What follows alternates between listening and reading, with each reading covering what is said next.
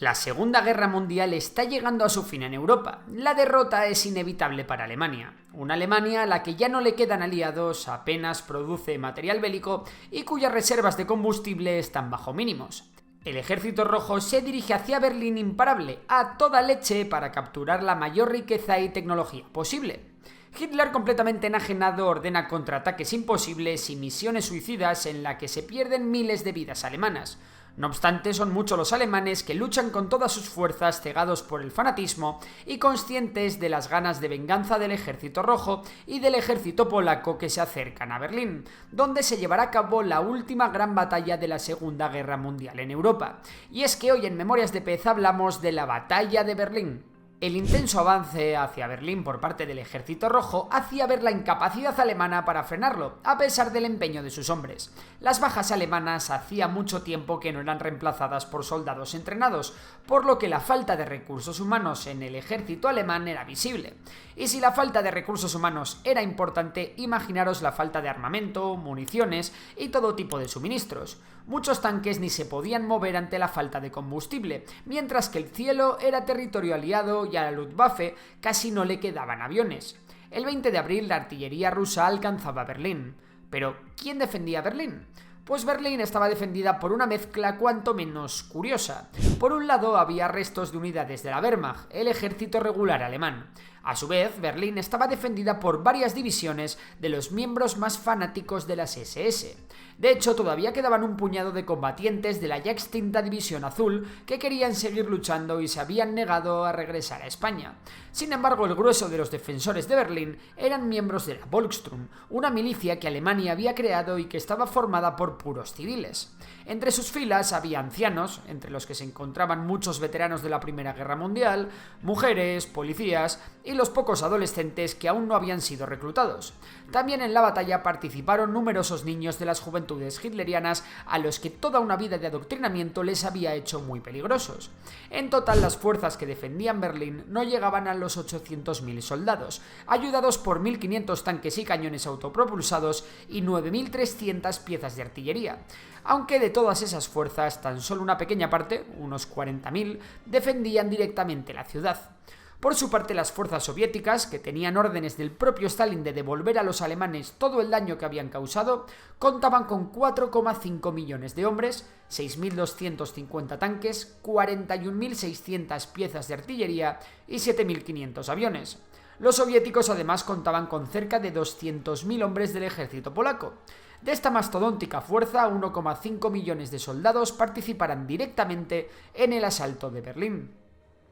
La aviación aliada llevaba meses bombardeando la capital alemana sin descanso, reduciendo a escombros gran cantidad de sus calles. De hecho, el civil medio alemán se pasaba más tiempo dentro del refugio antiaéreo que fuera. Por su parte, Hitler planteó otra de sus estrategias imposibles, según la cual se debería envolver el frente norte del ejército soviético, algo que resultó imposible, pues apenas quedaban unidades mínimamente organizadas para intentar ningún ataque. 2 días más tarde, Hitler por fin comprendió que todo estaba perdido. En la ciudad dominaba el caos. Muchos soldados y civiles que se encontraban al oeste de Berlín decidieron escapar e intentar entregarse a los estadounidenses con el fin de evitar caer en manos soviéticas, mientras que los más fanáticos estaban convencidos de resistir a cualquier coste, encontrando y fusilando a todos aquellos que quisieran rendirse. El día 24 las tropas soviéticas de Zhukov sitiaron Berlín, por lo que era casi imposible salir de la ciudad para cualquier soldado o civil alemán. Esto fue muy importante, ya que más que una ventaja para el ataque soviético, era una manera que tenían estos para mantener alejados a los aliados de Berlín, y es que tanto Stalin como toda la Unión Soviética quería que el Ejército Rojo fuese el primero en tomar Berlín. Por ello, el 25 de abril, el Ejército Rojo comenzó la conquista de la ciudad. La tarea no iba a ser sencilla. A pesar de los bombardeos y de que la ciudad estaba en ruinas, los alemanes defendieron la capital del Reich calle por calle y casa por casa. En cada rincón de la ciudad habían nido de ametralladoras, francotiradores, emboscadas y armas antitanque, algo que se cobró un montón de bajas soviéticas. La lucha se desarrollaba principalmente en los edificios, las calles eran evitadas en la medida de lo posible, y el metro de Berlín se convirtió en la salvación para muchos civiles. El día 27 de abril, los alemanes solo conservaban el centro de la ciudad, y un día más tarde los soviéticos llegaron hasta las cercanías del Reichstag, cerca del búnker en el que se alojaba Hitler. Allí los combates siguieron la tónica de toda la batalla. Cada edificio costaba vidas por ambos bandos, y a medida que más fuerza tenía la presión soviética, las fuerzas alemanas más a fondo se empleaban. El día 29 de abril los soviéticos comenzaron a ocupar posiciones en el centro de Berlín, donde tan solo quedan unos 10.000 soldados alemanes. Hitler, por su parte, había mostrado su voluntad de no abandonar Berlín, algo que, por otra parte, a estas alturas era imposible.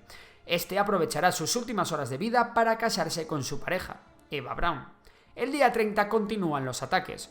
Hitler y su esposa, antes de ser apresados, se suicidan al igual que el ministro de propaganda Joseph Goebbels y su mujer. Sus cuerpos son quemados para evitar que los soviéticos los tomasen como trofeo.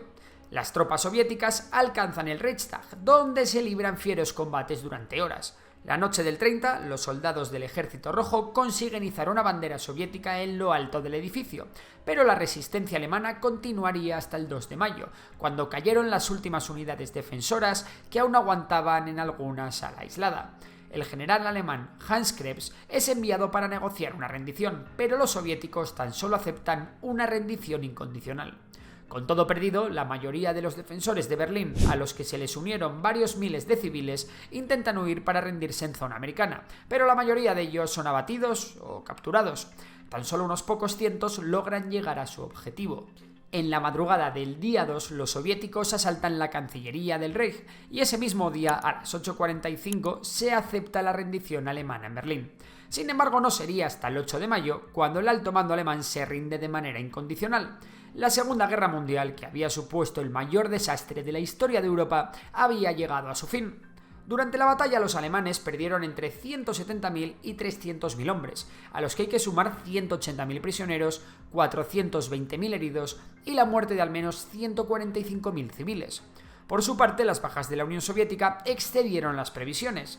186.000 muertos, 380.000 heridos, cerca de 6.000 tanques, 4.100 piezas de artillería y más de 900 aviones. Tras la batalla, los soldados soviéticos se dedicaron a calmar sus ansias de venganza por el trato sufrido por las fuerzas alemanas en el frente del este, las cuales abusaron de 100.000 mujeres y niñas alemanas, muchas de ellas en repetidas ocasiones.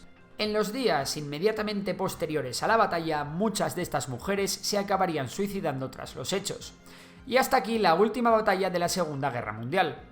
Si te ha gustado el vídeo ya sabes que puedes suscribirte al canal, darle a like y si te gusta la economía, también puedes suscribirte a Memorias de Tiburón, mi otro canal. Por lo demás, un saludo y hasta la próxima.